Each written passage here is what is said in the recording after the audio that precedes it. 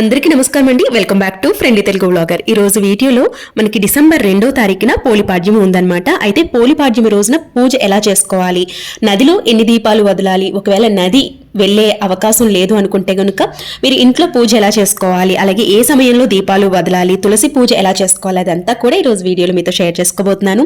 అలాగే ఎన్ని ఒత్తులతో దీపారాధన చేయాలనే సందేహం కూడా చాలా మందికి ఉంటుంది కదండి. ఇవన్నిటి గురించి కూడా ఈ రోజు మీతో షేర్ చేసుకుంటాను. వీడియోని ఎక్కడ స్కిప్ చేయకుండా చూడండి. అయితే శివునికి ప్రీతికరమైనటువంటి మాసం కార్తీక మాసం. కార్తీక మాసం మరికొద్ది రోజుల్లో ముగియబోతుందండి. అయితే కార్తీక మాసంలో ప్రతి ఒక్కరూ అత్యంత భక్తి శ్రద్ధలతో శివుణ్ణి పూజిస్తారు. శివకేశవులిద్దరికీ ప్రీతికరమైనటువంటి మాసం అన్నమాట. అయితే ఈ మాసం చివరిగా జరుపుకునే పండుగ పోలిపాడ్యమి. కార్తీక మాస అమావాస్య మరుసటి రోజు పోలిపాడ్యమిని జరుపుకుంటారు. అంటే ఇది డిసెంబర్ 2 సోమవారం రోజు వచ్చిందండి పోలిపాడ్యం అనేది. అయితే మనకి డిసెంబర్ 1వ తేదీన కార్తీక మాసం ముగుస్తుందన్నమాట. కార్తీక మాసం ముగిసిన మరుసటి రోజున పోలిపాడ్యమిని జరుపుకుంటారు. పోలిపాడ్యమి తెల్లవారుజామునే ప్రతి ఒక్కరూ కూడా నిద్రలేచి నదిలో దీపాలు వదులుతారండి. అలాగే శివాలయానికి వెళ్లి శివుడికి అభిషేకాలు ప్రత్యేకంగా చేస్తూ ఉంటారు. అలాగే అరటి డొప్పల్లో దీపాలు వెలిగించి నీటిలో వదులుతారు. ఈ పోలిపాడ్యమి రోజున 30 ఒత్తుల దీపారాధన అనేది కొంతమంది చేస్తే, కొంతమంది 33, కొంతమంది 35 ఒత్తులతో దీపారాధన అనేది వెలిగించుకుంటూ ఉంటారు. అయితే పాడ్యమి రోజున 30 ఒత్తులతో దీపారాధన వెలిగిస్తే కార్తీక మాసం నెల రోజుల పాటు శివునికి దీపారాధన చేసినంత పుణ్య ఫలితం లభిస్తుందని భావిస్తారండి. అయితే పాడ్యమి రోజున చేసే పూజలకి ఎన్నో కోటి రెట్ల పుణ్య ఫలితం అనేది లభిస్తుందట. కార్తీక మాసం నెల రోజులు చేసే పూజల కన్నా పాడ్యమి రోజున చేసే పూజలకి విశేషమైన పుణ్య ఫలితం లభిస్తుంది. మరి ఇంతటి పవిత్రమైనటువంటి పోలిపాడ్యమి రోజున శివుణ్ణి ఎలా పూజించాలి అనేది ఇప్పుడు చూద్దాం. డిసెంబర్ 1వ తేదీన ఆదివారం నాడు ఉదయం 11 గంటలకు పాడ్యమి తిథి అనేది మొదలవుతుంది. డిసెంబర్ 2వ తేదీ సోమవారం నాడు మధ్యాహ్నం 12 గంటల వరకు ఉంటుందండి పాడ్యమి తిథి అనేది.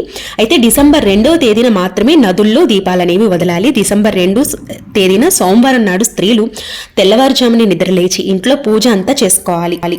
ముందుగా పూజ అనేది చేసుకోవాల్సి ఉంటుందండి. ముందుగా ఇంట్లో శివ పూజను చేసుకోవాలి.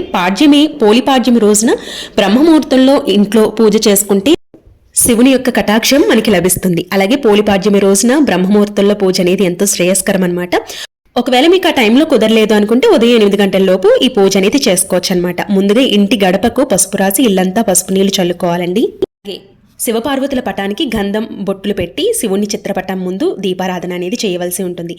అయితే ఈ ఒత్తుల విషయానికి వచ్చినట్లయితే కొంతమంది 30 ఒత్తులు వెలిగిస్తారు, కొంతమంది 33 వెలిగిస్తారు, కొంతమంది 35 వెలిగిస్తారనమాట. అంటే మీ ఇంటి ఆచారాన్ని బట్టి లేదంటే మీ ప్రాంతం యొక్క ఆచారాన్ని బట్టి ఈ ఒత్తులు దీపారాధన అనేది ఆధారపడి ఉంటుందండి. 30 ఒత్తులు వెలిగించుకోవచ్చు, 33 వెలిగించుకోవచ్చు, 35 వెలిగించుకోవచ్చు. ఎలా వెలిగించినా కూడా పర్వాలేదండి. అది మీ ఇంటి ఆచారాన్ని బట్టి వెలిగించుకోవాల్సి ఉంటుంది. కొంతమంది 11 ఒత్తుల్ని ఒక గుత్తుగా చేసి వెలిగించుకుంటూ ఉంటారనమాట. అలా కూడా చేసుకోవచ్చు. అయితే ఇక్కడ అరటి డొప్పలు లేని వారు అంటే నార్మల్గా అరటి డొప్పలో దీపారాధన అనేది చేసి నదిలో వదులుతారండి. ఒకవేళ అలా లేదు, నదికి వెళ్లే అవకాశం లేదు అనుకుంటే ఒక ప్లేట్ తీసుకుని ముందుగా మీరు ఎక్కడైతే వెలిగించాలనుకుంటున్నారో అంటే మీరు బావి దగ్గర వెలిగించుకోవాలన్నా లేదంటే మీరు తులసమ్మ దగ్గర వెలిగించుకోవాలన్నా ఆ ప్రాంతాన్ని పసుపుతో అలికి ముగ్గు అనేది వేసుకోవాలి. ఇందాక వీడియోలో చూపించాను కదండి, అలా ముగ్గు అనేది వేసుకోవాలి. తర్వాత ఒక ప్లేట్ ని సిద్ధం చేసుకోవాలి. ఇక్కడ ఇత్తడి ప్లేట్ తీసుకుంటే ఇంకా మంచిదండి. నా దగ్గర అవైలబుల్గా లేదనమాట. సో అందుకని చెప్పి నేను స్టీల్ తీసుకున్నాను. మీరు అయితే ఇత్తడి తీసుకుంటే మంచిది. ఇత్తడి కానీ రాగి కానీ ఏదైనా తీసుకోవచ్చు. ఇలా తీసుకున్న తర్వాత ఇందులో కొంచెం వాటర్ని వేసుకోవాలి. తర్వాత దీంట్లో పువ్వులు పుష్పాలు అలాగే ముందుగా ప్లేట్కి పసుపు కుంకుమ గంధం పెట్టి తర్వాత పువ్వులతో అలంకరించుకోవాలన్నమాట. మీకు ఒకవేళ అరటి డొప్పులు అవైలబుల్గా లేవు అనుకుంటే మీరు ఇలా కొబ్బరి చిప్పని ఏర్పాటు చేసుకుని ఆ కొబ్బరి చిప్పల్లో కూడా మీరు దీపారాధన అనేది చేసుకోవచ్చు అనమాట. మీరు 30 ఒత్తులు వెలిగించుకోవాలన్నా, 33 వెలిగించుకోవాలన్నా, 35 వెలిగించుకోవాలన్నా ఒక మొత్తం ఒక గుత్తలా చేసుకుని చక్కగా 365 ఒత్తులు ఎలా అయితే వెలిగించుకుంటారో అలా వెలిగించుకోవాల్సి ఉంటుందన్నమాట. ఇలా వెలిగించుకున్న తర్వాత ఈ దీపాన్ని స్వామి అమ్మవారికి చూపిస్తూ ముందుకి 3 సార్లు నెట్టవలసి ఉంటుందండి. ఈ విధంగా పూజ అనేది చేసుకోవాల్సి ఉంటుంది. అయితే ఈ దీపారాధన మీరు ఆవు నేతితో వెలిగించుకోవచ్చు, లేదంటే నువ్వుల నూనెతో కూడా వెలిగించుకోవచ్చు అనమాట. ఇలా వెలిగించిన తర్వాత ఒక చిన్న బెల్లం ముక్కనైనా నైవేద్యంగా ఉంచండి.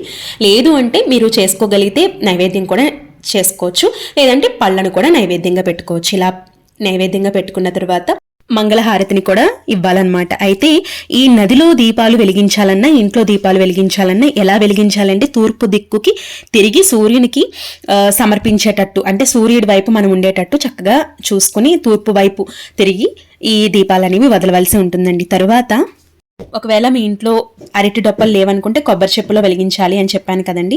ఒకవేళ డిస్పోజల్కి సంబంధించినటువంటి ఒక పేపర్ ప్లేట్స్ ఉంటాయి కదండి, దానిలో కూడా మీరు వెలిగించుకోవచ్చు. అలాగే మీరు వెలిగించేటప్పుడు మీరు వెలిగించేటటువంటి కొబ్బరి చెప్ప ఏదైతే ఉంటుందో దాంట్లో కానీ లేదంటే అరటి డొప్పల్లో కానీ నీళ్లు వెళ్లకుండా చూసుకోండి. మీరు కనుక ఈ కార్తీక మాసం నెల రోజులు కూడా మీరు 30 రోజులు కూడా పూజ చేశారు అనుకుంటే కనుక 11 దీపాలైనా వెలిగించుకోవచ్చండి. లేదు అంటే 3 దీపాలైనా ఒక ఏక ఒత్తుగా చేసుకుని 3 దీపాలని వెలిగించుకోవచ్చు అనమాట. ఈ విధంగా కూడా మీరు చేసుకోవచ్చు, ఇబ్బంది ఏం లేదు.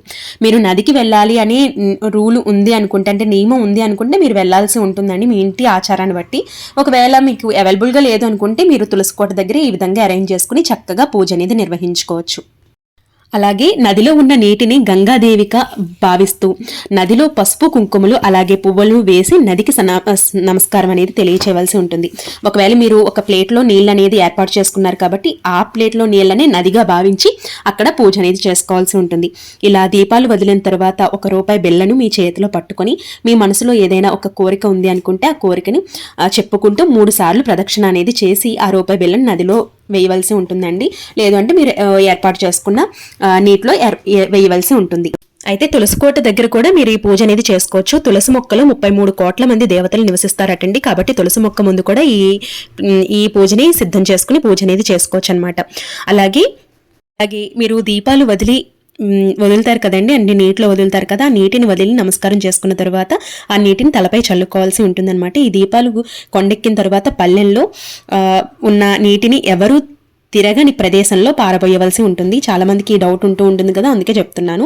ఈ విధంగా పౌలిపాడ్యమి రోజున నదుల్లో దీపాలు వెలిగించి సాయంత్రం సమయంలో శివాలయానికి వెళ్లి శివాలయంలో ఉన్నటువంటి ధ్వజస్తంభాన్ని చూసి ఉసిరి దీపాలు కూడా వెలిగించుకోవచ్చు. అలాగే 360 ఒత్తులు కూడా వెలిగించుకోవచ్చండి ఈ రోజు. అలాగే దీపదానం కూడా చేసుకోవచ్చు అనమాట. అయితే మనకి డిసెంబర్ 2వ తారీఖున పోలిపాడ్యం వచ్చింది కదండి. ముందు రోజు మనకి అమావాస్య అనేది వస్తుందన్నమాట. అమావాస్య రోజున కూడా కొన్ని ముఖ్యమైనటువంటి నియమాలు అనేవి పాటించవలసి ఉంటుంది. అమావాస్య రోజున కూష్మాండ దీపం కూడా వెలిగించుకోవాల్సి ఉంటుంది. నార్మల్గా కాలభైరవ అష్టమి రోజున ఈ కూష్మాండ దీపాన్ని వెలిగించుకుంటూ ఉంటాము, కానీ అమావాస్య రోజున కూడా కూష్మాండ దీపాన్ని వెలిగించాలి. అయితే దానికి ఒక ప్రాసెస్ ఉందండి, అది అంతా కూడా నేను నెక్స్ట్ వీడియోలో మీకు ఇంట్రెస్ట్ ఉంటే చెప్తాను. కమెంట్ సెక్షన్లో తెలియచేయండి మీకు ఇంట్రెస్ట్ ఉంది అనుకుంటే, నేను తప్పకుండా మీతో షేర్ చేస్తాను. కూష్మాండ దీపం వెలిగించడం వల్ల ఆర్థికపరమైనటువంటి కష్టాలు కానీ, జీవితంలో ఎదురయ్యే కష్టాలు కానీ, లేదంటే ఏదైనా దోషాలు కానీ ఇవన్నీ ఏమన్నా ఉంటే అవి తొలగిపోతాయి అన్నమాట. కాబట్టి కూష్మాండ దీపం వెలిగిస్తే చాలా మంచిది. అలాగే అమావాస్య రోజున తప్పకుండా కొన్ని నియమాలు అనేవి పాటించాలి. లక్ష్మీదేవి అమ్మవారికి అమావాస్య రోజున తప్పకుండా మనం పూజ అనేది చేసుకుంటాము. అయితే కార్తీక అమావాస్య ఎంతో పవిత్రమైనది కాబట్టి అందులో కూడా కొన్ని నియమాలు అనేవి ఉన్నాయండి. అవి కూడా నేను నెక్స్ట్ వీడియోలో మీతో షేర్ చేస్తాను. ఈ వీడియో అయితే మీకు అర్థమైందని అనుకుంటున్నానండి. పోలిపాడ్యమి రోజున మనం పూజ ఎలా చేసుకోవాలి, అలాగే నదిలో దీపాలు ఎలా వెలిగించాలి అని సందేహాలన్నీ కూడా నివృత్తి అయ్యాయి అని అనుకుంటున్నాను. ఈ వీడియో నచ్చినట్లయితే లైక్ చేయండి, మీ ఫ్రెండ్స్ అండ్ ఫ్యామిలీ మెంబర్స్కి తప్పకుండా షేర్ చేయండి. అలాగే మన ఛానల్ని సబ్స్క్రైబ్ చేసుకోండి. మీకు ఏదైనా డౌట్స్ ఉన్నాయనుకుంటే కమెంట్ సెక్షన్లో అడగండి, తప్పకుండా మీకు రిప్లై అనేది ఇవ్వడం జరుగుతుంది. రేపు ఒక మంచి వీడియోతో మళ్ళీ మీ ముందుకు వస్తాను. అప్పటి వరకు నమస్తే. Thank you for watching. Have a nice day.